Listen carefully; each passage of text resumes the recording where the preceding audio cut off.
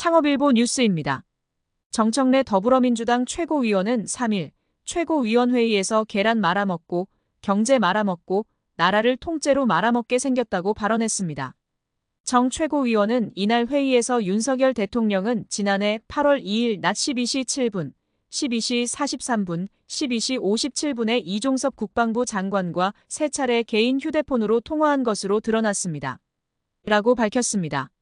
그는 언론 보도에 따르면 첫 번째 통화는 해병대 수사단이 경북경찰청에 수사자료를 이첩한 시각으로부터 17분이 지난 시점이고 두 번째와 세 번째 통화 사이에 박정훈 대령의 보직 해임이 통보되었다고 합니다.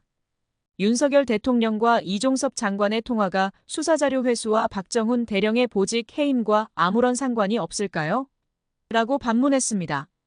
또한 대통령실의 해명이 사실이라면 윤석열 대통령은 정말 억울하시겠습니다. 대통령과 국방부 장관이 3차례 개인 휴대폰으로 통화할 수도 있는 일인데 국민들은 많은 의혹을 갖고 있으니 이 일을 어쩌면 좋을까요? 대통령의 억울함을 풀기 위해서라도 야당이 주장하는 특검을 받아들였어야 합니다. 라고 강조했습니다. 정 최고위원은 특검을 거부하는 자가 범인이라는 세간의 눈총을 특검 수용으로 풀었어야 했습니다. 특검을 통해 윤 대통령의 결백을 입증했어야 하는데 이를 망쳤다면 다시 기회를 드리겠습니다. 최상병 특검법을 다시 통과시킬 테니 이번에는 거부권 행사하지 말고 수용하기 바랍니다. 라고 말했습니다. 또한 특검을 통해 윤석열 대통령과 이종섭 국방부 장관의 통화 내용도 밝혀져서 두 사람의 통화가 국익을 위한 애국적 통화였음을 밝혀주시기 바랍니다. 지나가는 소가 턱 빠지게 웃다가 기절초풍할 우를 범하지 않길 바랍니다. 라고 덧붙였습니다. 정 최고위원은 최상병특검법의 재의결이 무산되고 윤석열 대통령은 여야 합의 없이 통과시켰다며 민주유공자법 등 4개 법안을 거부했습니다. 그 4개 법안 중에는 국민의힘 소속 홍문표 의원이 대표 발의한 농어업회의소 법안, 지속가능한 한우산업을 위한 지원 법안도 포함되어 있습니다.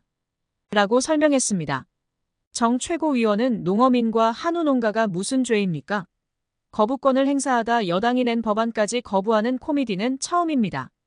국회법 정신은 여야 합의가 아니라 협의로 되어 있고 협의가 안 되면 다수결로 처리하라고 되어 있습니다. 헌법 제49조도 국회 의사결정은 다수결로 하라고 되어 있습니다. 여야 합의 없는 법안은 모조리 대통령 거부권을 행사한다면 앞으로 140번, 1400번 대통령 거부권 행사를 보게 될지도 모르겠습니다. 라고 꼬집었습니다. 또한 명확한 삼권 분립 헌법 정신 위배이며 국민에 대한 항명입니다. 윤석열 대통령은 국민 명령에 대한 항명수괴입니까? 여야 합의가 있어야만 법 통과를 수용한다는 것은 총선 불복입니다. 헌법국회법에서 정한 다수결 원칙을 부정한다면 총선을 치를 필요가 없습니다.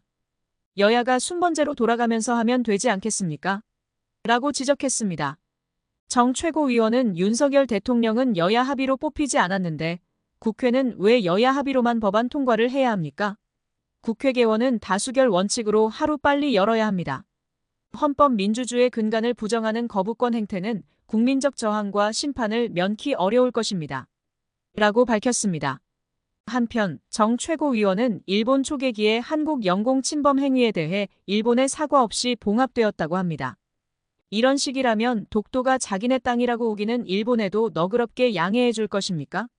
계란 말아먹고 경제 말아먹고 외교 말아먹고 최상병 진실 말아먹고 이러다 정말 나라를 통째로 말아먹게 생겼습니다. 라고 비판했습니다. 정 최고위원은 이 나라의 주인인 국민들이 들고 일어날 때가 점점 다가오고 있습니다.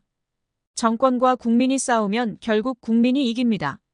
국민들 사이에서 대통령 탄핵 열기가 높아지고 있다는 엄연한 현실을 직시하기 바랍니다. 바다로 향하는 강물을 아무도 막지 못합니다. 순천자는 흥하고 역천자는 망합니다. 라고 말했습니다. 이상 창업일보 뉴스였습니다.